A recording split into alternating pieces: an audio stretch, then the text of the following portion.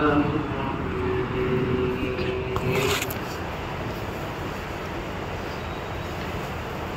جاء نصر الله والفتح ورأيت الناس يدخلون في دين الله أفواجا فسبح بحمد ربك واستغفره إنه كان توابا. صدق الله العظيم.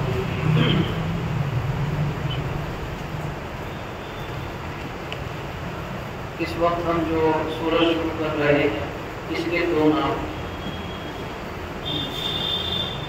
ایک نام جو قرآن کریم میں لکھا ہوا بھی ہے سورۃ النصر. نصر کے معنی آتے ہیں مدد. اس سورت میں پہلی ہی آیت میں اللہ تعالیٰ کی طرف سے مدد کے آنے کا وعدہ اور اس کی خوشخبری دی گئی ہے. اس لحاظ سے اس مناسبت سے سورت کا نام سورہ نصر یعنی مدد کی خوشخبری والی سورت رکھ دیا گیا. دوسرا نام جو بعض احادیث میں آیا ہے وہ ہے سورۃ التوبیخ.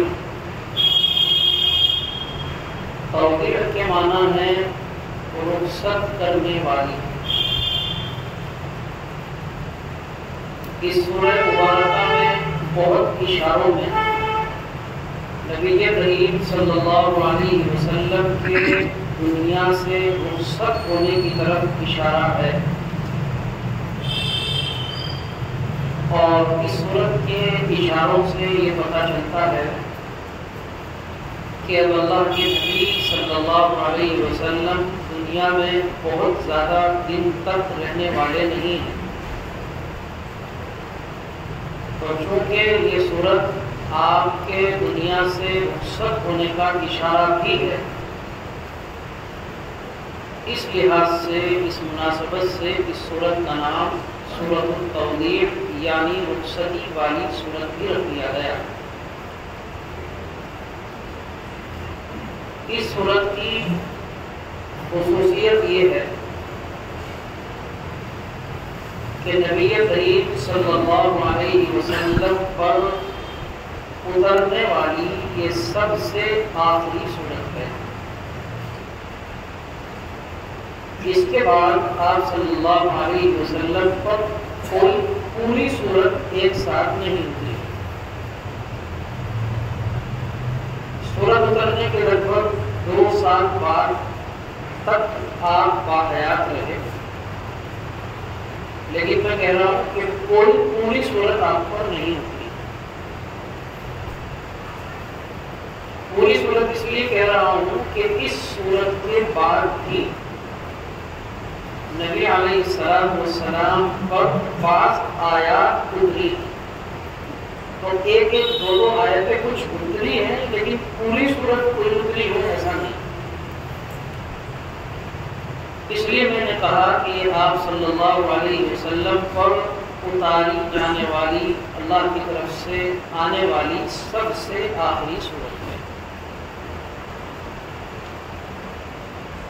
چنانچہ اس کے بعد ہی ایک آیت اتری جو 6 پارے میں سورہ مائدہ ہے. اس سورہ مائدہ کی ایک آیت ہے اليوم اکملت لکم دینکم واتممت علیکم نعمتی ورضیت لکم الاسلام دینا.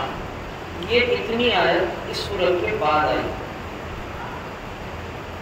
اور اس کے بھی بعد حضور علیہ السلام کی وفات سے صرف ہفتوں پہلے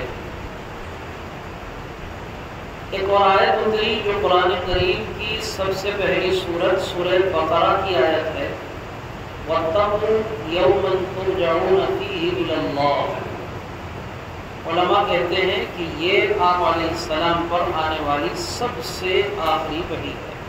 بہرحال یہ میں بتانا چاہ رہا ہوں کہ کچھ آیتیں تو اس کے بعد اتری ہیں، کوئی پوری صورت نہیں اتری. صورت یہ سب سے آخری. نبی کریم صلی اللہ علیہ وسلم نے سن 7 ہجری میں یعنی مدینہ منورہ آنے کے لگ بھگ 7 سال کے بعد مدینہ کے قریب میں، قریب کا مطلب ہے 200-300 کلومیٹر کی حدود میں جو مختلف یہود رہا کرتے تھے، یہودیوں کے قبیلے آباد تھے، تو ان میں سے ایک بڑا قبیلہ تھا خیبر، اس کے کھنڈرات، اس کے نشانات آج بھی موجود ہیں، زیارت کرنے والا دیکھ سکتا ہے۔ تو سن 7 ہجری میں اس قبیلے کو فتح کیا۔ یہ یہودیوں کا ایک مضبوط گڑھ تھا، مضبوط قلعہ تھا، طاقت کے اعتبار سے بھی، پیسے کے اعتبار سے بھی، آمد کے اعتبار سے بھی۔ اور پچھلے 7 سالوں سے یہودی حضور علیہ السلام سے باوجود کہ آپ نے ان کا معاہدہ کر رکھا تھا، لیکن اندر خانے یہاں سے سازشیں کرتے رہتے ہیں۔ اللہ کا حکم آیا، بہرحال سن 7 ہجری میں یہ خیبر فتح ہو گیا۔ اس کی فتح کے اپنے واقعات ہیں، ان کو بیان کرنا مقصد نہیں ہے۔ اس خیبر کی فتح کے بعد نبی پاک صلی اللہ علیہ وسلم پر یہ سورت اتری جو اس وقت ہم شروع کر رہے ہیں، اذا جاء نصر اللہ والفتح۔ اس صورت میں اللہ تعالیٰ نے نبی علیہ السلام کو آپ کے واسطے سے آپ کے جانثار فداکار صحابہ رضی اللہ عنہم اجمعین کو ایک بہت بڑی خوشخبری دی، اور وہ خوشخبری یہ ہے کہ بہت جلد عنقریب اللہ کی مدد اور اللہ کی طرف سے فتح اور جیت، یعنی بڑی جیت آپ کو ملنے والی ہے۔ اور اس بڑی جیت کا نتیجہ کیا ہوگا وہ بھی آگے بیان کر دیا گیا، جس کی تفصیل آئے گی انشاءاللہ۔ تو ایک بڑی جیت کی خوشخبری آپ صلی اللہ علیہ وسلم کو دے دی گئی۔ اس جیت سے اور فتح سے، اردو میں بھی فتح بولتے ہیں، عربی کا لفظ ہے، فتح کے معنی جیت آتا ہے۔ تو یہ فتح، یہ جیت جس کی خوشخبری اس صورت میں دی گئی، اس کا فتح مکہ، یعنی اس صورت کی پہلی آیت نے بتا دیا کہ ابھی تو آپ نے خیبر فتح کر لیا، اب بہت جلد سارا مکہ آپ فتح کرنے والے ہیں۔ ظاہر ہے مسلمانوں کے لیے بہت بڑی خوشخبری ہے، بلکہ یوں کہیے کہ اب تک کی سب سے بڑی خوشخبری۔ تو سن 7 ہجری میں یہ قرآن کہہ رہا ہے، شاید 1 سال گزرا، سال بھی پورا نہیں گزرا، کہ سن 8 ہجری میں اس سورت کی پہلی آیت میں دی جانے والی خوشخبری پوری ہوئی، اور جناب رسول پاک صلی اللہ علیہ وسلم نے مکہ فتح کر لیا۔ آگے بڑھنے سے پہلے یہ بتائے دوں کہ جب یہ سورت اتری تو نبی علیہ السلام نے کچھ صحابہ کی موجودگی میں اس سورت کو پڑھ کر سنایا۔ مجلس میں بڑے بڑے لوگ موجود تھے، حضرات شیخین یعنی ابو بکر و عمر رضی اللہ عنہما، حضرت سعد بن معاذ رضی اللہ تعالی عنہ، اور آپ حضور صلی اللہ علیہ وسلم کے چچا حضرت عباس رضی اللہ عنہ بھی موجود تھے۔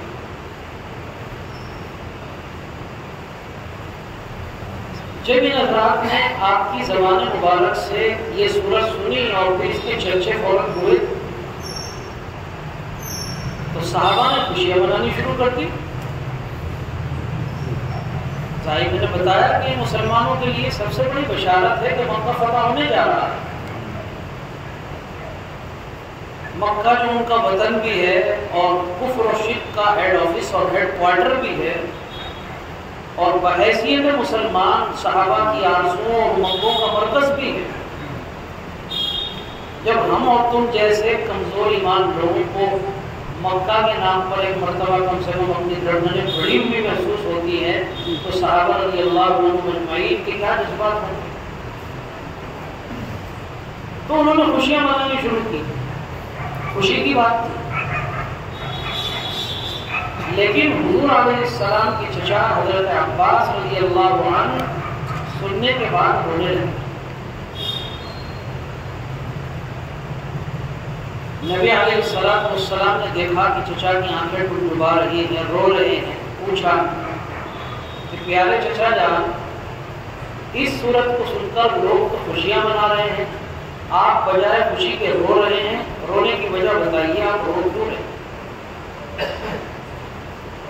فرمایا کہ بندی جو میں رو اس لیے رہا ہوں کہ اس خوشخبری سے یہ بات سمجھ میں آئی کہ اب تیرے زمین پر آنے کا مشن اور مقصد پورا ہونے والا ہے، اور جب نبی کا مشن اور مقصد پورا ہوتا ہے تو پھر بہت زیادہ دنوں تک اللہ اپنے اس پیارے نبی کو اس گندی زمین اور گندی دنیا میں رہنے نہیں دیتا، اپنے پاس بلا لیتا۔ کام تھا پورا ہو گیا۔ اب آئیے، تو لگتا ہے کہ یہ آپ کی رخصتی کی طرف اشارہ بھی ہے۔ اس تصور اور آپ کے فراق کے غم کے خیال سے میری آنکھیں ڈبا رہی ہیں اور میں رو رہا ہوں۔ نبی علیہ السلام نے تصدیق فرمائی کہ چچا آپ صحیح سمجھے، واقعتاً بات یہ ہے۔ تو نبی علیہ السلام کا جو مشن تھا کہ انسانوں کو یہ سکھا دیں کہ نفس سے کیسے مقابلہ کرنا ہے، شیطان سے کیسے مقابلہ کرنا ہے، حق کے راستے کی رکاوٹیں یہی ہیں، نفس ہے، شیطان ہے، اور تیسرے نمبر پر طاقت اور حکومت رکھنے والے کفار و مشرکین ہیں۔ ان کی طاقت ختم کر دی جائے، ان کی حکومت توڑ دی جائے، ان کی شان و شوکت، ان کے دبدبے کو مٹا دیا جائے، تو تیسری رکاوٹ بھی ختم۔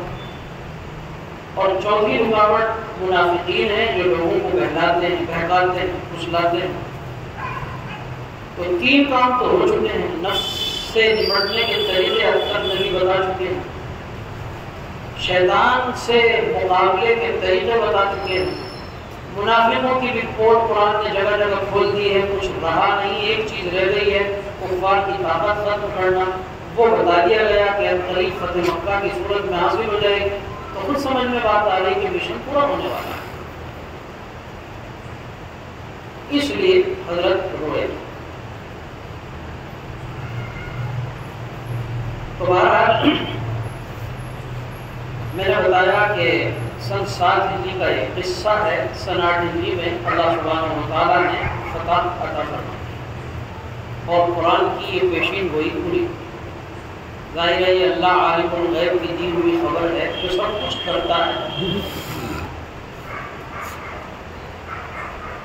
اس صورت کا اگلا جملہ، پہلے جملے کا مطلب آ گیا کہ جب اللہ کی مدد اور فتح آئے گی،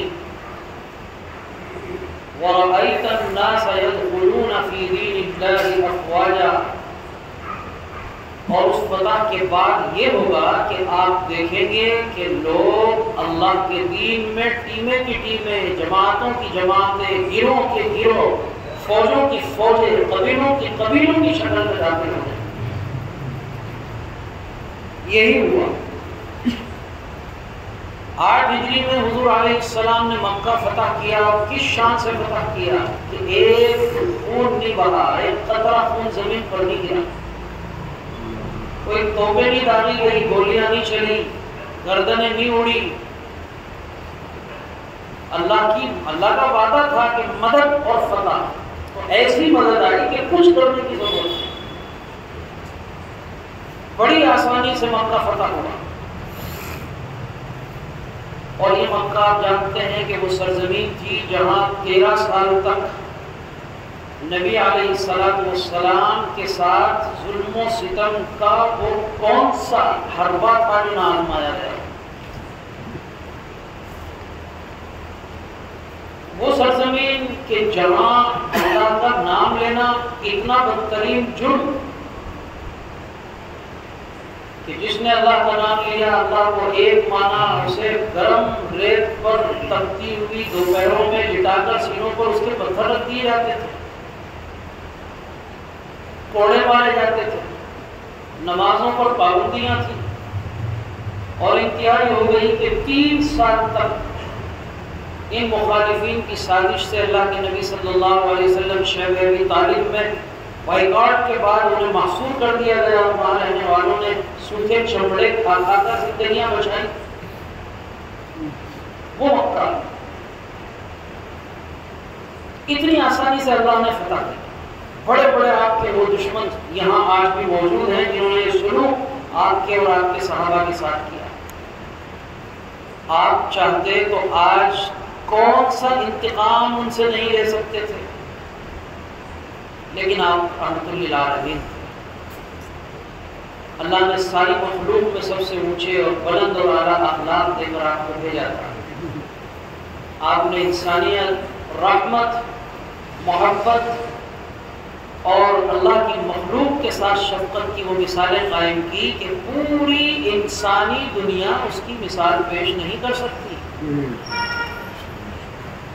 اگر میں بات کسی کو بڑھاؤں کسی موضوع کو تو بہت لمبی ہو سکتی ہے، لمبے کا مطلب کئی دنوں پر جا سکتی ہے، 2 لفظوں میں، اشاروں میں۔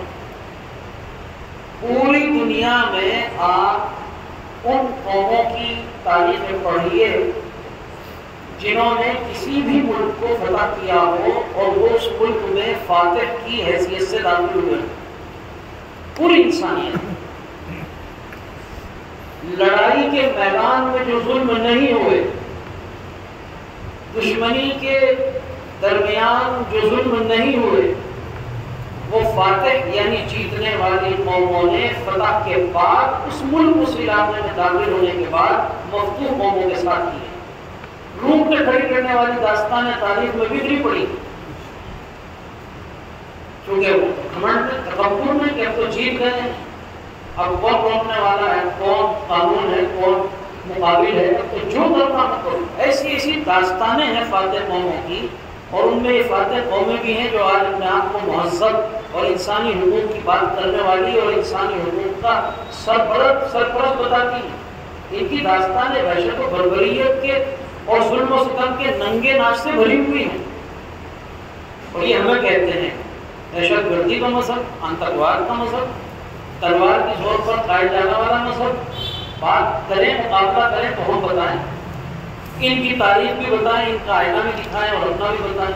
یہ کوئی ڈھکی چھوٹی باتیں نہیں ہیں، تاریخ میں لکھی ہوئی چیزیں ہیں کہ تم نے فلاں فلاں علاقے فتح کیے تو کیا کیا، لیکن یہ محمد عربی صلی اللہ علیہ وسلم کی فتح کی رحمت للعالمین۔ روایات میں آتا ہے کہ جب آپ مکہ میں داخل ہوئے، سواری پر سوار تھے، گردن جھکی ہوئی تھی اور آنکھوں سے آنسوؤں کا سیلاب رواں تھا، اس شان کے ساتھ مکہ داخل ہوئے، اور انتقام لینا تو بہت دور کی بات، مکے میں داخل ہوتے ہی اعلان کر دیا من دخل الحرم فهو آمن۔ محمد کسی کا خون بہانے نہیں آئے، محمد تو کفر و شرک کو توڑنے آئے۔ ان کی لڑائی انسانیت سے نہیں ہے، ان کی لڑائی کفر و شرک سے، اور کفر و شرک کو اللہ نے ختم کر دیا۔ اب انسان سے لڑنے کا کوئی مطلب نہیں۔ تو جو بھی حرم میں آ جائے، کتنا بڑا دشمن ہو، کتنا بڑا مخالف ہو، کتنا اس نے مسلمانوں کو ستایا ہو، حرم میں انٹری اور اسے امن، اس پر کچھ نہیں بگاڑا جائے۔ پھر لوگ بھاگنے شروع ہو گئے کہ بھائی اندر آ جاؤ، جلدی سے اعلان ہو گیا۔ محمد کچھ کبھی جھوٹ بولتے ہی نہیں، جگہ تنگ پڑ گئی۔ لوگوں نے کہا کہ یا رسول اللہ کو جگہ تنگ پڑ گئی، اس میں کتنے آدمی آئیں گے؟ 200-400، آج کے برابر بڑا حرم نہیں، پر اتنا ہوتا تو سب آ جاتے۔ تو آپ نے کہا کوئی بات نہیں، آپ نے اعلان دوسرا فرما دیا من دخل دار ابی سفیان فهو آمن۔ یہ ابو سفیان کون ہے؟